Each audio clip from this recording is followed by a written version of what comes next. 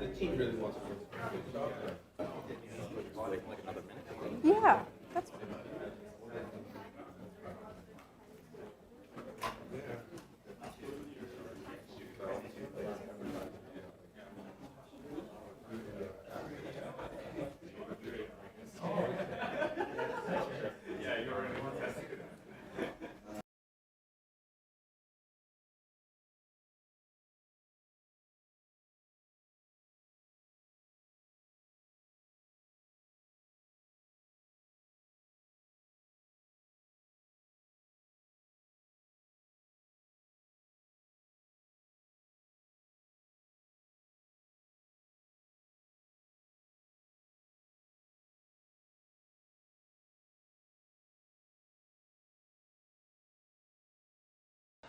It's a pleasure to welcome back to McMaster Dr. Gillian England-Mason. Gillian completed her bachelor's in PNB and then went on to complete a PhD in the neuroscience program under the direction of Andrea Gonzalez. Currently, Gillian is a postdoctoral fellow in the Department of Pediatrics at the University of Calgary. She has an impressive CV. She's supported by fellowships provided by CIHR and Alberta Innovates. Her innovative and interdisciplinary program of research examines the effects of prenatal and early childhood environment on neurodevelopment. Her recent focus has been on investigating the effects of early exposure and environmental chemicals on children's neurodevelopment and epigenetic profiles that she'll be talking about today. She was recently awarded an Innovation Award through Innovate Calgary for her work on epigenetics, and she has first authored many papers and 2 book chapters in particular in important volumes on child development, including in the Handbook of Clinical and Child Psychology and the 3rd edition of the Handbook of Emotion Regulation. Just before I finally introduce Gillian here, I also want to remind people that immediately following Gillian's talk, we will have a reception in the 2nd floor lounge. Everyone's invited to join us and to talk more with Gillian. So would everyone please join me in welcoming Gillian back to PNB.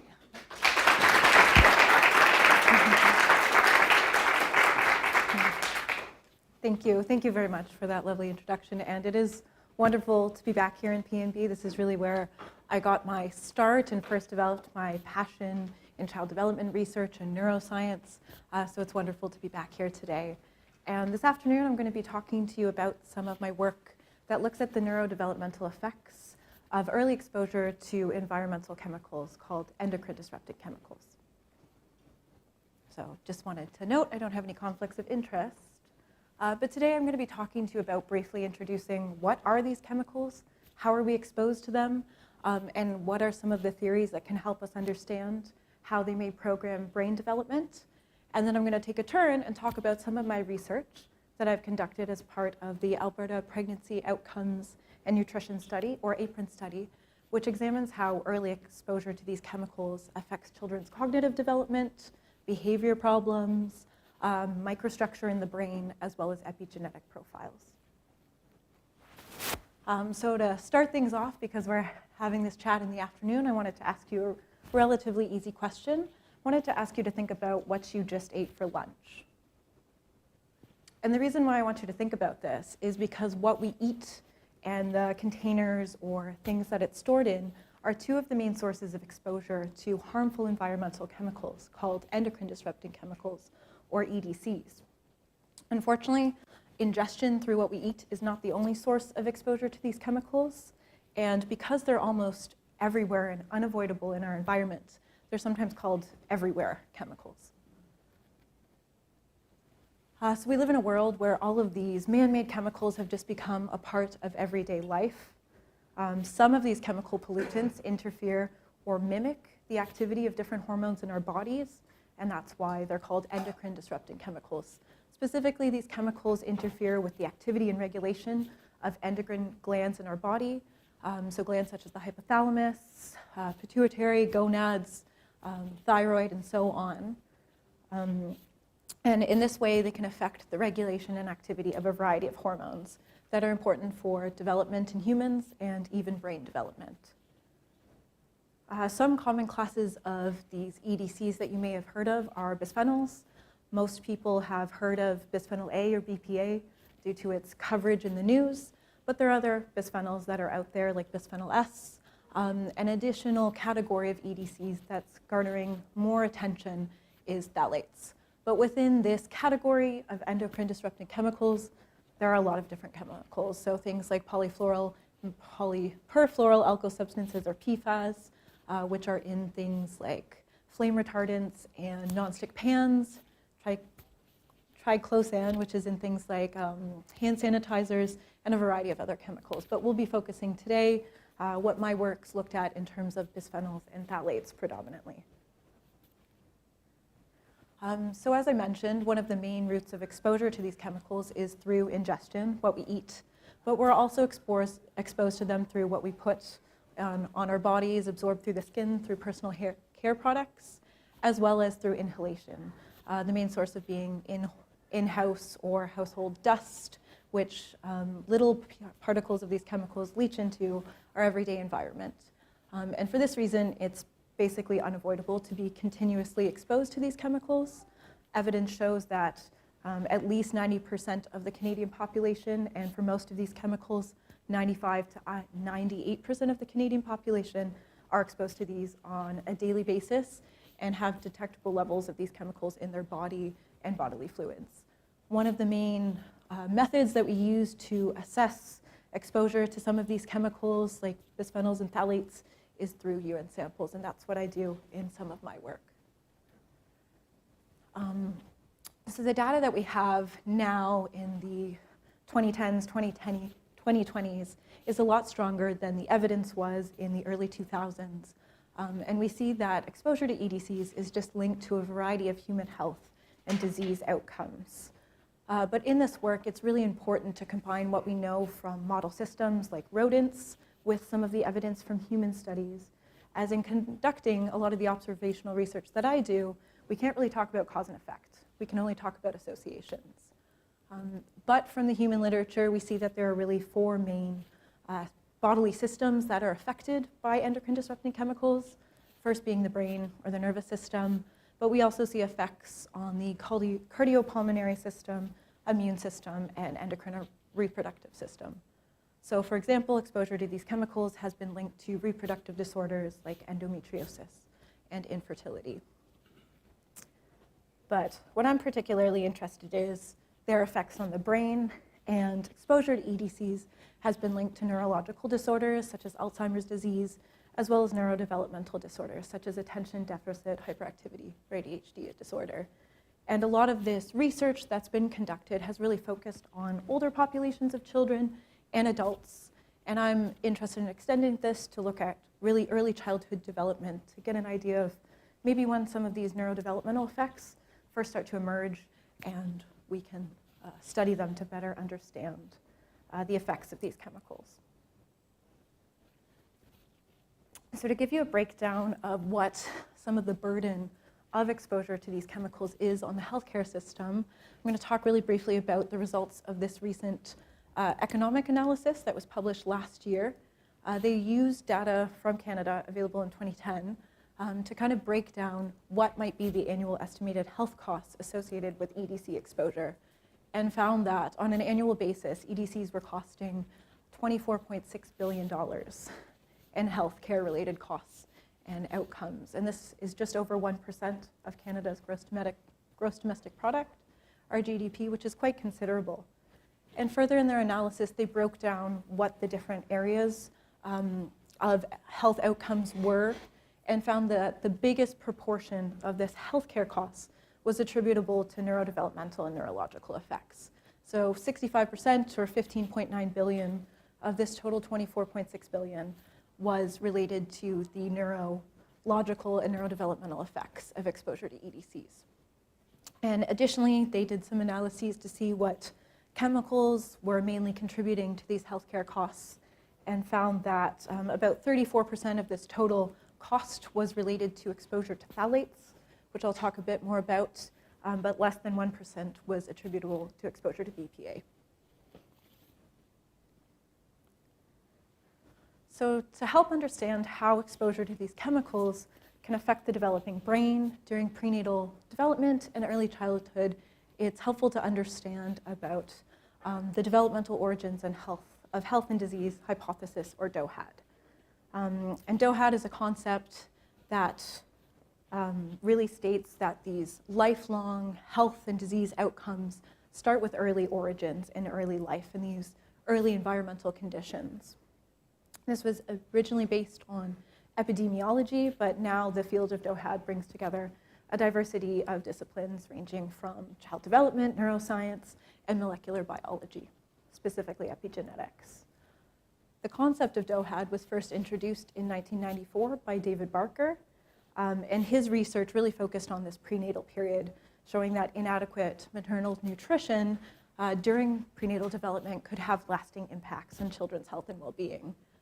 Since that initial work, this field's really expanded to consider a variety of early environmental factors, such as stress, mental health, but it's also helpful to use this framework to help us understand how early chemical exposures can affect human health and development. So in this way, we can think about how early exposure to EDCs may kind of confer some neurodevelopmental vulnerability through the disruption of hormones that are responsible for brain development. So I'm interested in DOHAD as a conceptual model because it helps me to think about how early exposures to EDCs has enduring effects on the brain.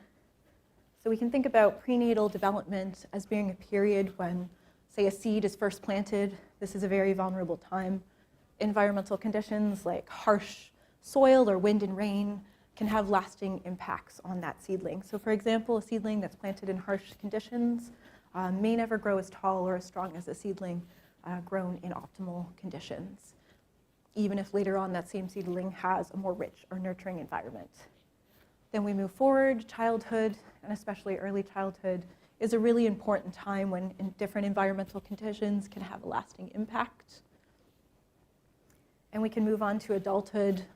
We know now that the human brain is capable of plasticity and changes throughout the lifespan, but typically as we age, our behaviors and neural processes become a little less amenable to change.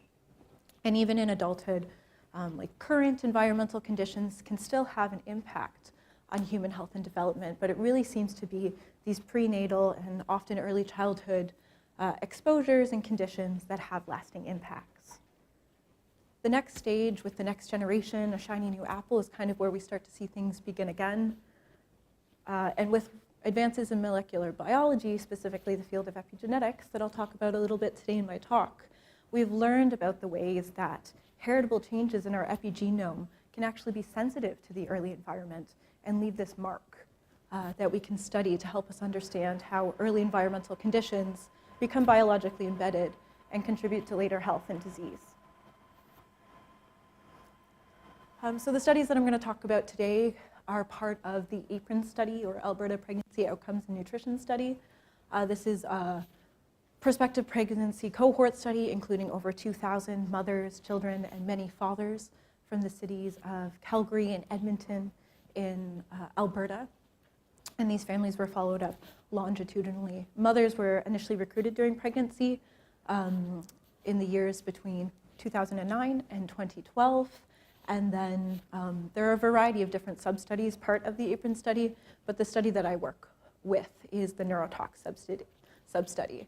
And it was specifically designed to look at how early exposure to neurotoxic chemicals, including EDCs, but also a variety of other toxicants, might impact children's development. And this study is led by Dr. Deb Dewey and includes a variety of neurodevelopmental assessments collected at 3 time points: when children were age 2, again when children were between the ages of 3 to 4, and lastly, slightly still ongoing, when children are between the ages of 5 to 7. So in the neurotox study, there are really 2 main classes of EDCs that we are interested in. The first are bisphenols, so BPA, BPS, and these are typically found in hard plastic products like polycarbonate plastics, as well as epoxy resins that are used to make things like the lining of canned goods and thermal paper receipts. And then the second category of chemicals that we're interested in are called phthalates. And there's a lot of different phthalates, at least compared to the bisphenols, but we can broadly categorize them based on their molecular weight. As we know from biochemical research, that phthalates of similar molecular weights tend to have similar sources of exposure and also behave similarly in our bodies. So high molecular weight phthalates, or HMWPs, are often used to soften plastic products and make them more flexible and durable. So we find them in things like plastic food containers, children's toys, and medical supplies. And one phthalate that you may have heard of is called DHP, or di-2-ethylhexyl phthalate, and this is commonly found in a bunch of polychloride vinyl products, or PVC products, such as what's used to make vinyl flooring or raincoats. Then we can move on to the other category of phthalates, low molecular weight phthalates, or LMWPs. These are differentiable because they're typically found in personal care products and cosmetics. So for example, the phthalate DEP, diethyl phthalate, is frequently used in cosmetic products to add fragrance to them. So my program of research really focuses on this about 7-year time period, starting initially in prenatal development when women for the study were first recruited during the second trimester of pregnancy. At this time, women provided a urine sample from which we were able to quantify different levels of exposure to these endocrine disrupting chemicals. Some of these levels of different chemicals are available at a second time point at 3 months postpartum, so there is limited data on the postnatal period, and we're working to acquire funding to do more analysis of these samples. But then I looked to connect these early exposures to a variety of neurodevelopmental outcomes, things like executive function, behavior, language, and motor function. And one of the more recent focuses of my work has been trying to delineate these kind of biological pathways through which prenatal or early exposure to these chemicals can lead to changes in neurodevelopment. So the first study that I'm going to talk to you about today examines some of the associations between early exposure to bisphenols, both BPA and BPS, and the development of executive function in children. So this is one study where we have levels of bisphenols quantified at 2 time points, both during the second trimester of pregnancy and then again at 3 months postpartum. And I looked at the associations between these chemical exposures and executive function as measured by a parent rating scale called the Behavior Rating Inventory of Executive Function, or BRIEF-P. In this study, I used structural equation modeling to build my regression models and look at changes in the indexes from the BRIEF-P of inhibitory self-control, flexibility, and emergent metacognition from age 2 to age 4. So doing this statistically allowed me to see whether children had increasing, decreasing, or stable difficulties in executive function, or essentially stable executive function over time. And this was using a sample of 312 maternal-child pairs. So in my main models, I didn't find any main associations between these endocrine disrupting chemicals and children's development of executive function, but I also conducted moderation models to look to see if child sex modified associations, and this is where these neurodevelopmental effects became evident.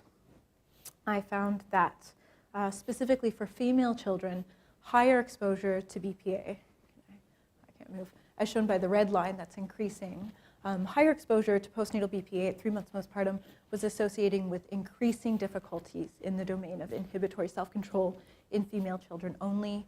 The association for males was not significant. Similarly, in another domain of executive function, emergent metacognition, I found that as postnatal exposure to BPA increased, there was an increasing difficulties in emergent metacognition, again in female children only.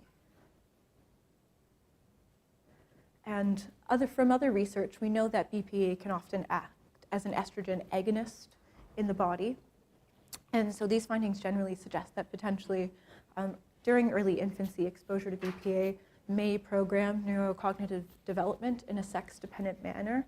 And there is a theory of sexual differentiation that believes that many endocrine disrupting chemicals, depending on the activity in the body, may more adversely affect the brains and behaviors of females.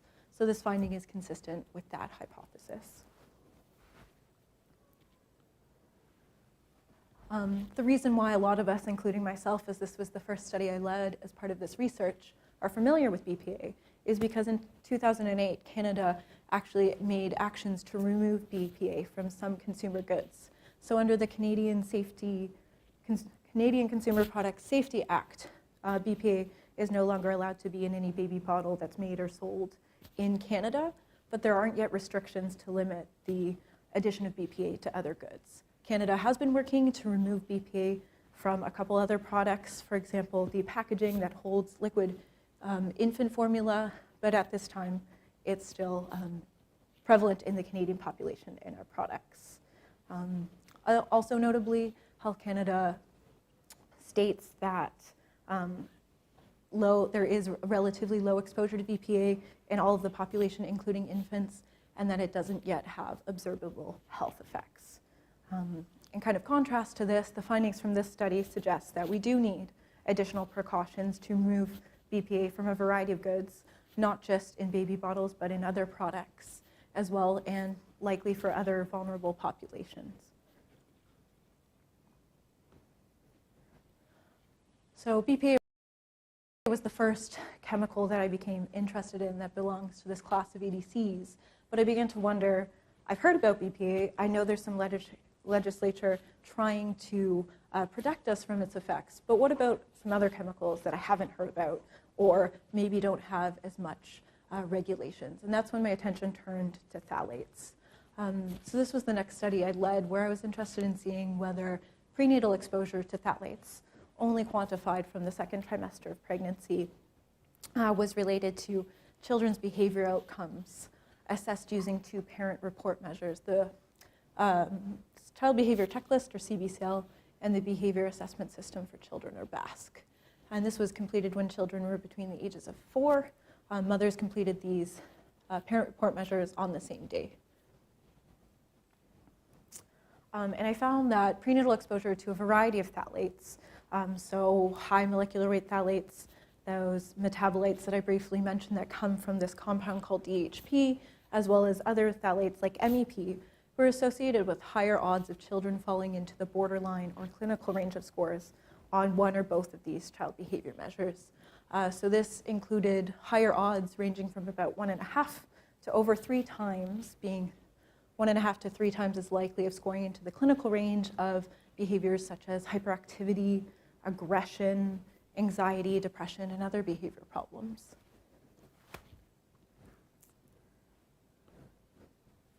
So to extend some of these findings, I was interested in seeing whether maybe prenatal exposure to this chemical was associated with a wider variety of neurodevelopmental outcomes, and used a slightly larger sample available, 448 maternal child pairs.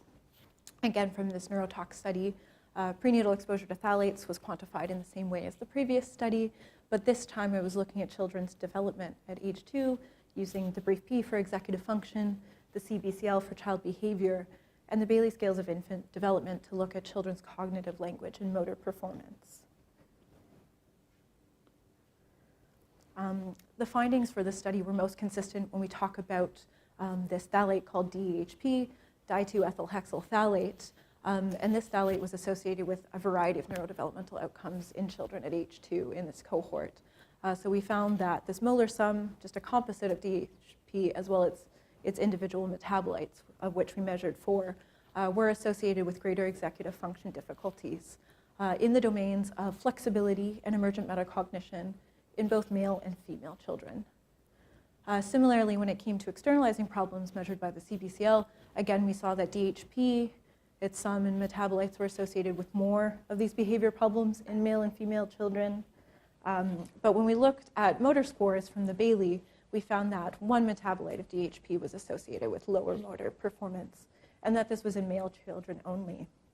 I didn't find any associations for the other outcomes, like children's cognitive scores or language scores from the Bayley, or internalizing problems. But those may become evident at later ages or in a different sample with different sources of exposure. Unlike BPA, which demonstrates some activity similar to estrogens in the body, DEHP and its metabolites have been shown to demonstrate anti-androgenic activity. And it's through these alterations that potentially prenatal exposure to some phthalates may have sex-specific effects with potentially more adverse outcomes in male children. Overall, the findings from these last 3 studies looking at BPA on executive function and phthalates on children's neurodevelopment, these are relatively similar to what we see in the literature looking at other cohorts from Canada as well as across the world, and really indicate that likely we need some stricter regulations to control how much of these chemicals are in our everyday products. To move forward from this, I was really interested to look at whether maybe there was a brain basis for some of these neurodevelopmental difficulties we were seeing being associated with prenatal exposure to phthalates. I'd also had a colleague at the University of Calgary, Dr. Melody Grohl, who had found that prenatal exposure to BPA was associated with some white matter microstructural alterations in young children. And so I wondered if maybe prenatal exposure to phthalates also affected white matter tract development in children. So using similar data, again, how the phthalates were quantified from maternal urine samples during the prenatal period, but this time using a sample of 76 maternal-child pairs. When children were between the ages of 3 and 5, they participated in a magnetic resonance imaging or MRI scan, which we then used semi-automated tractography to delineate the white matter tracts in the brain. But we were also interested in this study in examining potentially whether these white matter microstructural alterations, if they were detected, whether they might be a mechanism and serve as a mediator underlying associations between prenatal exposure to phthalates and children's development. So we also used the CBCL in this study, and within 6 months of children participating in the MRI scan, their mothers then completed the CBCL, which we used to look at internalizing and externalizing problems. So we found that higher prenatal exposure to high molecular weight phthalates specifically was related to greater mean diffusivity in multiple white matter tracts of the brain. So specifically, we found that greater exposure to high molecular weight phthalates was associated with greater mean diffusivity in the right inferior longitudinal vesiculus, or ILF, as well as greater mean diffusivity in the right pyramidal fibers, in the right inferior frontal occipital vesiculus, or IFO, and greater mean diffusivity in the right and left uncinate vesiculus. Typically, when we talk about the development of white matter tracts in the brain, greater mean diffusivity is thought to be indicative of a less developed white matter structure. So we're seeing that higher molecular weight phthalates, more of that exposure prenatally, is associated potentially with less developed white matter microstructure in these 4 tracts. For the 2 tracts, pyramidal fibers and the IFO that have stars beside them, we also saw additional associations with child behavior. So for the pyramidal fibers, we found higher exposure to phthalates was related to greater mean diffusivity in these fibers, and in turn, this was related to more internalizing problems in children. And this is just a composite of behavior problems that assesses things like somatic complaints, withdrawal, anxiety, and depression. Whereas for the inferior frontal occipital vesiculus, or IFO, we found that higher exposure to phthalates was associated with greater mean diffusivity or less developed microstructure in this tract, and this in turn was related independently to both more internalizing problems and more externalizing problems. Externalizing problems are things like aggression and attention problems in children. So in summary, the results of this study are really indicating that higher prenatal exposure to phthalates was associated with less developed brain structure in multiple tracts of the brain, which in turn, for some of these tracts, was associated with more behavior problems in children, suggesting that potentially alterations in the brain may be underlying some of these effects we see following exposure to phthalates on children's neurodevelopment. In the field of DOHAD, one of the things that we take across a variety of lines of research, whether it be maternal nutrition, maternal stress, or environmental chemicals, is this idea that epigenetics may be this really molecular link between a lot of these exposures and how they affect the brain in addition to behavior. So it was after finding these compelling findings that I turned my attention to learning about epigenetics to hopefully help understand how maybe these chemicals were getting under our skin and affecting outcomes in children. So I haven't really touched very much on the precise mechanisms of how these chemicals affect the hormones in our bodies, because there are a lot of chemicals and they tend to act quite differently. Sometimes even chemicals within the same class, for example, some phthalates, they can act a little bit differently. But a recent review that looked at some of the characteristics of endocrine disrupting chemicals highlighted the various ways in which across the different classes of chemicals, they tend to disrupt the hormones in our bodies, things like disrupting hormone transport, the breakdown or clearance of hormones, as well as hormone receptors. But really this underlying piece that is thought to contribute to the ways in which EDCs affect development and health in the brain is thought to be epigenetic alterations. And I'm specifically interested in one epigenetic alteration called DNA methylation as a way to hopefully help explain some of these outcomes that we're seeing. So you may have heard of DNA methylation before. It's one of the most commonly studied epigenetic processes. It involves the chemical addition or removal of a methyl group to DNA. This is highly site-specific. It occurs at something called a CPG site, which is a cytosine nucleotide, a C, located next to a guanine or G nucleotide linked by a phosphate. And inserting or removing methyl groups at different parts along the DNA changes both the structure and the appearance of DNA. And this affects what proteins are transcribed, and then in this way, it can regulate and control gene expression. You might have heard before, one of these misconceptions about DNA methylation is that it can turn genes on and off. For a long time in the field of epigenetics, DNA methylation was often associated with silencing or gene silencing, but now we know a lot more and that it's not quite this simple. So to better understand how DNA methylation can affect the expression of genes, let's think about any genotype that someone is born with. We have our DNA sequence, our genes, that doesn't change.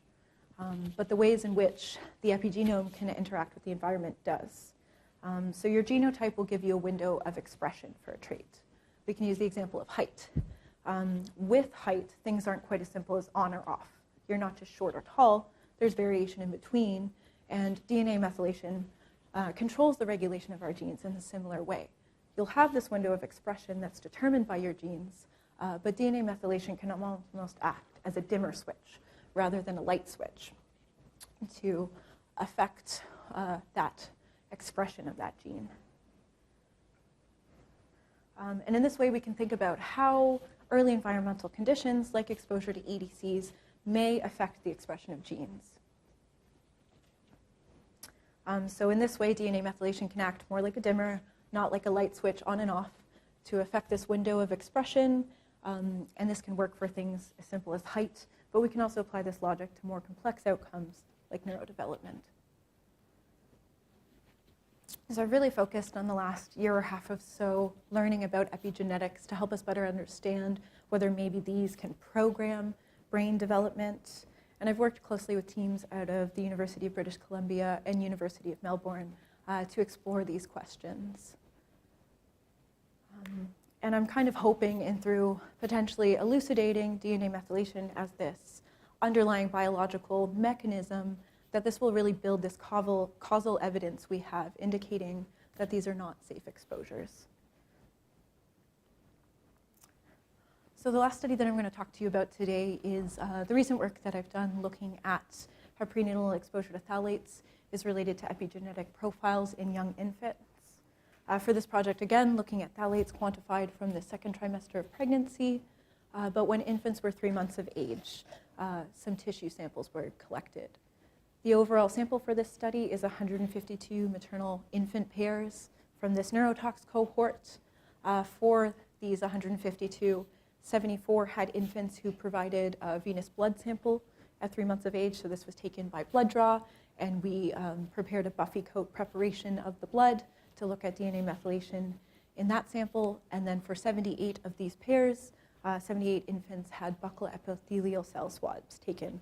So this is a cheek swab that you can take, and we similarly looked at DNA methylation profiles in that tissue. How you can look at DNA methylation profiles is through using something like the Infinium human methylation 450 bead chip, or 450K as we commonly call it. This is a really advanced chip which contains over 450,000 methylation sites and can allow you to generate this massive data set to see where in the epigenome, whatever exposure or independent variable you're interested in may relate to epigenetic changes. So as this chip generates such a massive amount of data, what we did was something called an epigenome-wide association study, or EWAS. And this involves a relatively rigorous process. You have to clean all of this massive amount of data that you have, check it for quality, remove any poorly performing probes, and then you're going to look at the CpG sites that have variable methylation values. And that's exactly what we did. We looked at associations between high molecular weight phthalates and low molecular weight phthalates on these variable CpGs. As you can imagine, this is quite a lot of tests, so we applied a multiple test correction to control the false discovery rate. The results that I'm talking about today are exploratory analyses, and in this EWAS we found that 12 CpGs from the Buffy coat blood, these venous blood samples, were associated with prenatal exposure to phthalates. 9 of these were associated with exposure to high molecular weight phthalates, and then 4 were associated with exposure to low molecular weight phthalates.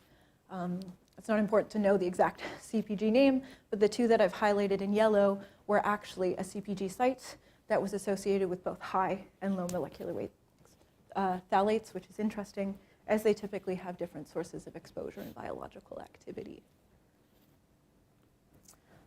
We also looked at these associations in the buccal epithelial cells and found 12 unique CpGs associated in this tissue, 9 of which were associated with exposure to high molecular weight phthalates, and 3 of which were associated with exposure to low molecular weight phthalates. So the next stage of this EWAS process involves taking these different CpGs that you found and looking at their genomic feature data to see where they're located on the genome, in a gene, in an island, and then comparing this with some other data like from an EWAS atlas or the PheWAS atlas to find out what are some of the associations of these CpGs and genes. So in doing that with our 24 hits, we found a couple common themes that we're coming across. So first, that these CpGs were annotated to genes associated with hormone activity, for example, biosynthesis of thyroid hormones and the activity of estrogens. These CpGs were also related to genes that have been implicated in functioning of the immune system, things like T cell function and pathways, and B cell function, as well as DNA damage. And we also found a lot of neurodevelopmental associations. So some genes have been implicated in things such as presynaptic transmission and long-term potentiation, neural tube defects, psychiatric disorders such as depression, and neurodevelopmental disorders such as attention deficit hyperactivity disorder and autism spectrum disorder. So the findings of the study are particularly interesting, as previous EWAS that have looked at exposure, prenatal exposure to phthalates, have been done in other tissues, specifically maternal tissues or maternal infant tissues such as placenta and cord blood that were taken either prior to birth or at birth. And this was the first study to look directly at infant tissues and find evidence of neurodevelopmental effects, potentially, or neurodevelopmental associations in infant as young as 3 months of age, suggesting that maybe we can see this epigenetic biomarker of exposure to these chemicals prenatally in infants. So although I didn't look at any child outcomes in this study, really it does highlight that the DOHAD model is appropriate in this context, as DNA methylation appears to be one mechanism through which prenatal exposure to these chemicals is likely impacting neurodevelopment, immune system function, and a variety of other systems across the lifespan. But at this time, I think a lot more work is needed to understand how processes such as DNA methylation alterations impact brain development, as that's not really well understood, and also whether this potentially occurs in a sex-dependent manner, given the endocrine disrupting nature of these chemicals. So now I'm going to take a turn and leave you with some more hopeful messages This on screen right now is some recent biomonitoring data published by Health Canada that actually shows levels of BPA in the Canadian population are decreasing. So you can kind of see this decrease happening around 2009 and this onward trend since then. I just want to remind you that the cohort that I've been talking to you about today from Apron was recruited around 2009 to 2012. So this is the time period in which we start to see this downward trend. And that's very promising, possibly due to some of the legislature that's been done to help regulate exposure to these chemicals. But also you can see they're decreasing, but they're not gone. It's also interesting to note that although they are decreasing, this second part of the slide, we see that it's decreasing across age groups over time too.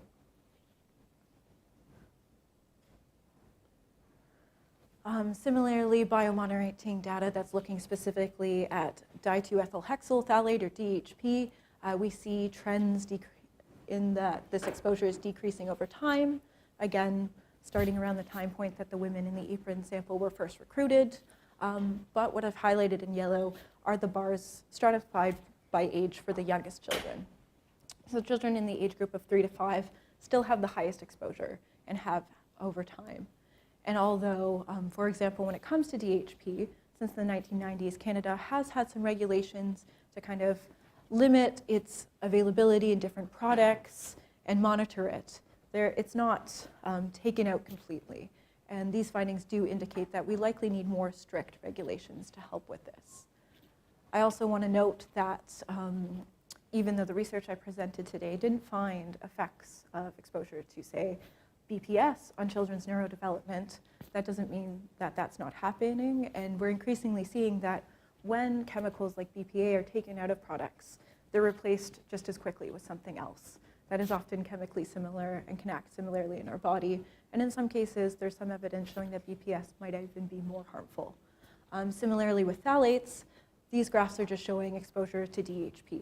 What about some of the low molecular weight phthalates? What about other high molecular weight phthalates that aren't DHP? We don't have evidence to know what those levels are circulating in the population. Have they been going up as levels of DHP are going down? And these other chemicals are still linked to children's neurodevelopment. So a common theme throughout the studies that I've talked to you about today is that exposure to these chemicals is associated with harmful effects on children's neurodevelopment, and that we need to do more to reduce exposure. I think it's really promising seeing this biomonitoring data, that we see this decreasing trend, as that's showing us some of the things that the national government have done is likely working. But why can't we do more, and why can't we do more for some of these other categories of chemicals to hopefully promote optimal child health and neurodevelopment?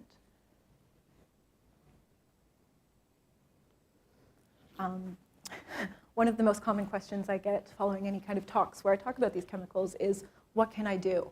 So I wanted to start off with 3 quick and easy suggestions on things you can do to reduce your exposure. The first, if we think about ingestion, the main thing you can do is avoid eating food from plastics or storing food in plastics. One of the worst things is heating food in plastics, so I would always recommend that, but you can also make other swaps, like trying to use glass or stainless steel, wood or silicone are great options too.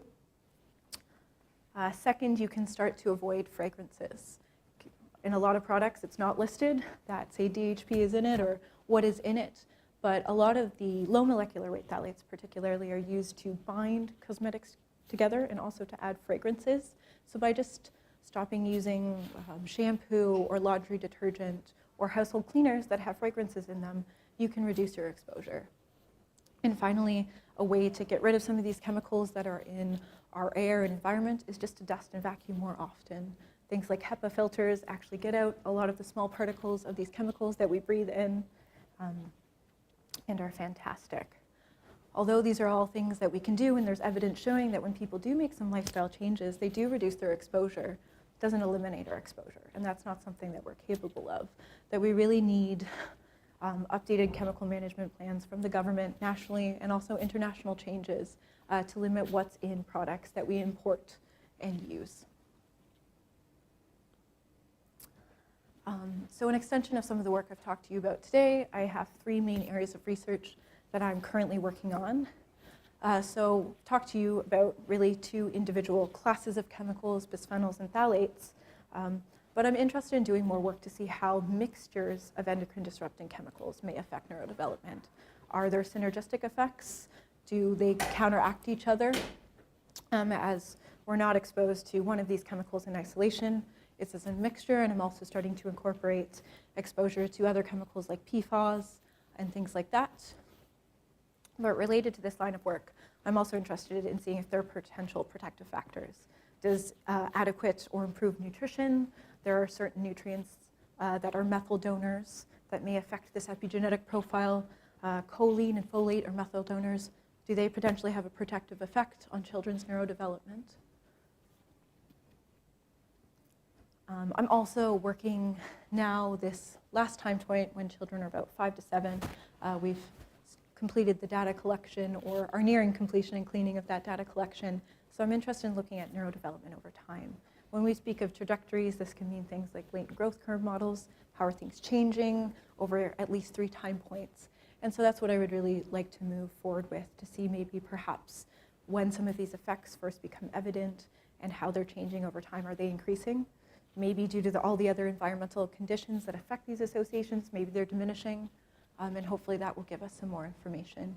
And related to this, I think it's really important to start to examine sex-specific effects, as we likely think that these affect children differently.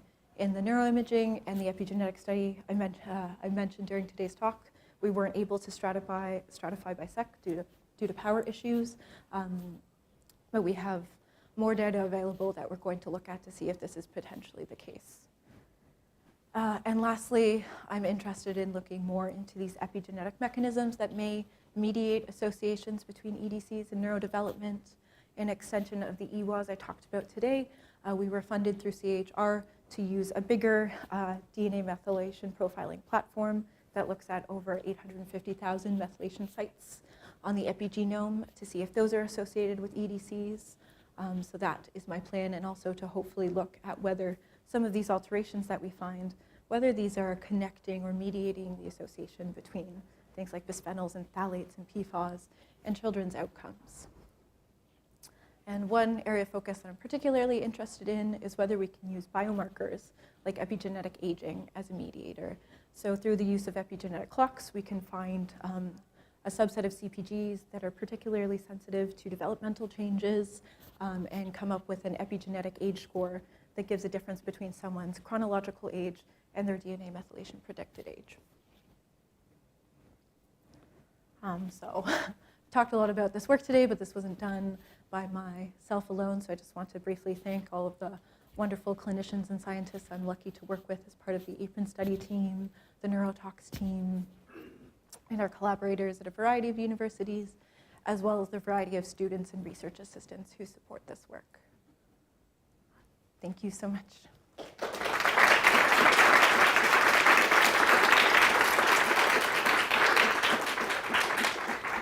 Okay, thank you so much, Gillian. That was terrific. Very interesting work, very important work. We have time for questions for Gillian. David? Yes. Why are all these chemicals being added to all of these things? And the people who invented them, did they not think about these kinds of consequences, or? That's a great question that I wouldn't say I'm necessarily qualified to ask, but definitely one I've asked myself too. In terms of testing for commercial goods, a lot of these chemicals aren't tested for health and safety prior to addition. When we think of things like food and sometimes even nutrients or like vitamins that you might get, sometimes there's different regulations and testings for those, but things like a child's toy doesn't undergo any testing. So it's a good question. Like, it was just some chemist who said, hey, this does this cool thing and let's add it to stuff, or like, do you know any of the history of? Unfortunately, I don't know any of the history. I know really in the mid to late 20th century, we started to introduce a lot of these chemicals into things that we use on a daily basis, and it's really skyrocketed since then.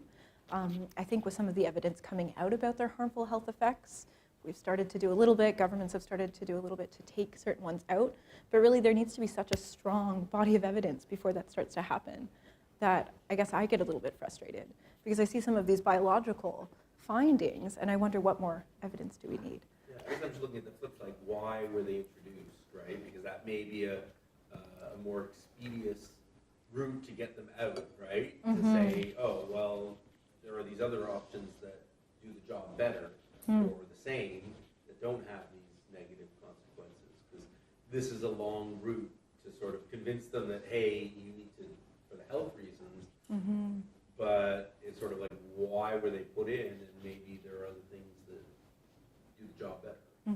So I think there almost needs to be this paradigm shift where we move towards making sure something's safe before we use it. That I think that's a great point and question. Thank you. If I may comment, Dennis? the petroleum industry makes enormous profits from the plastics they're using. Bicarbonate plastic, which is the main source of BPA, that the linings of cans and so forth. It's one of the most profitable items, one of the cheapest plastics, and so it's just used for economic reasons by companies that don't seem to care about the consequences. Yes, Laura? Maybe along the same lines, it's great to see that it's decreasing, but is something replacing it and we just don't know the effects of that new chemical yet, or are we really moving towards cleaner material like pure glass and other things? I mean, maybe could you speak a bit more about what's going on with that decrease and what's maybe increasing? Yeah, that's a great question. I think the best example of that is BPA, because I don't know exactly when BPS started to be introduced, but it really had this big uptake once there was pressure from mostly the public, other than baby bottles, which was regulated by the government, to remove BPA from products. People heard about it, they knew about it, they weren't buying products that have BPA in it. What a lot of manufacturers did is start using BPS. And now there are a couple other analogs. There's bisphenol F, or BPF, which we find not quite as common. It's only about 30-35% of the women in our cohort who had detectable levels of that, but BPS is much higher, I think 60 to 70%, that it does just seem to be this switchover where we use something a little bit different and might have the same effects, might have worse effects, and we don't really know. Maya? Hi, thank you for a great talk. Some of the developmental outcomes that you were showing reminded me of what's predicted typically by low socioeconomic status. And then when I think about, usually the cheaper options are involving plastics. So could this explain some of those effects, or did you find that the exposure is relatively constant regardless of those kinds of factors? That's a fantastic question. So, sorry, in sake of time, I didn't go into more some of the sensitivity or covariates that we adjusted for. First, I'll speak a little bit about the apron and the neurotox cohort. It's a relatively homogeneous cohort. It's women of relatively high socioeconomic status, university educated. The median household family income for most people is over $100,000 a year Canadian. Like, these are relatively a low risk population. And they all do still have detectable levels of these chemicals in their urine. There is quite a bit of variety. We know from other research that, for example, people eat a lot of canned goods, have pretty high exposure to BPA. And then depending on your job, for example, construction workers who work with a lot of these building materials have higher exposure to high molecular weight phthalates, whereas some people in the cosmetic industry have higher exposure to low molecular weight phthalates. So even though it's a low risk sample, we still do see a lot of variability, and we did control for sociodemographic factors, birth-related characteristics like gestational age at birth, birth weight, and other things in these analyses, and didn't find them to be significant. But there is research showing that yes, socioeconomic status is a big variable in terms of what people buy and use and eat. And a lot of these cheaper products, they go through a more rigorous manufacturing process, which makes them cheaper, but also have a lot more of these plastic additives and other chemicals in them. So that's very true. Gabe? Thank you. Very interesting. Very interesting research. So I have a couple of questions. So first is, to measure the chemical exposure, I think is very critical. And it seems like you only have one time measure, which is the third trimester. So I'm just very curious about this. Is how stable usually the chemical exposure that stay in human body. Something related. The question would be, anything we can do to reduce the amount of exposure over time by shifting the lifestyle, by choosing different products. And so I'm curious something, if you have any input on this? And my second question is about, the white matter tissue is very interesting, especially measured 3 to 5 years of age, which is extremely challenging, I know, this age. So they definitely show the relation with the chemical exposure prenatally. I'm just very curious about thinking about, have you ever had the same scanning with your parents, say the mom, and with the chemical exposure directly also impact the mom's, brain structure or functional connectivity, something like, do you have any data speak to that part? So, thank you. Okay, I'll attack the first question first. So asking about the time point of exposure. So we did look at it at only one point during pregnancy, the second trimester, about 17 weeks of gestation was when the urine samples were collected, and we quantified phthalates from. And there is evidence to show that a single time point urine sample has moderate sensitivity, given that lifestyle is such a huge factor that affects our ingestion and exposure to these chemicals. It is a decent measure of a stable exposure over time, but there can be fluctuations in exposure. You eat a canned good of food, spikes your BP for about a 24-hour period, so that's very true. Unfortunately, a lot of research in this area only does look 1 or 2 time points over pregnancy, so it is really needed, these multiple time points of exposure, but it's also hard to go back because this data was already collected and we're limited by that. We are working to get this 3-month postpartum urine sample from mothers, quantified for more chemicals, and we also do have children's own levels of exposure at 3 years of age. Just to speak a little bit more, different studies, say for example the MyREX study out of Canada, I think they either look at the 2nd or 3rd trimester of pregnancy, and sometimes we do see a little bit of deviations in the specific associations based on the trimester that you're looking at, and I think there would potentially be that specificity based on when the exposure is. That's a really, really good question that unfortunately I can't answer more. Next, move to the white matter related question. I think it would be very interesting to, unfortunately at this time we don't have any measurements. Women never completed any scans. There is more, children are being followed up still longitudinally, so for some of these 76 children and even more, we have scans at multiple time points between kind of the age of 2 and 6. So that's something that I would like to look into a little bit more. Maybe too when we talk about some of these chemical mixtures, how is that affecting brain development and thinking about all these other factors. So I don't, yeah. Showing all those chemicals in decrease over time, Mm-hmm. and if you have longitudinal tracking about the matter brain structures, I'm not sure if there can be some magic happening. You can see some correlated change. And what if you have a higher exposure prenatally, but then during childhood you have a very low exposure, and what does that look like? These are excellent, excellent questions. Thank you. You're welcome. Okay, any other questions? I wondered what you thought maybe the effect of the pandemic would have. I think you mentioned hand sanitizer as one of the products. So now that things have maybe more plastic, maybe people are more nervous, so they're using single use more often. Do you think we'll still see that decrease? That's a great question. I can't speak to all these chemicals though. So like triclosan, which is in hand sanitizer, is not as well versed on that. But for example, one positive thing that we've seen from the pandemic is a lot more people have started using air purifiers, so HEPA filters, or just even on a daily basis in their children's rooms, in their houses at work. And those HEPA filters actually do a really excellent job at getting so much of the tiny particles of these out of our environment. So I'd say that's one potentially positive effect. But you go to a colloquium like this, or you go somewhere else, and everything has really started to rely more heavily again on that single-use plastic, which I think we're starting to move away in. So it'll be interesting a couple years from now. Health Canada is still collecting biomonitoring data. Do we see a little blip from the pandemic? That's what I would maybe hypothesize for certain chemicals, and maybe not for others. See if they're being removed from the air. But Okay, any other questions? There'll be time at the reception to ask Gillian more questions. Just by way of reminder, everyone's invited to the reception on the second floor lounge. And would everyone please join me in thanking Gillian for a wonderful talk.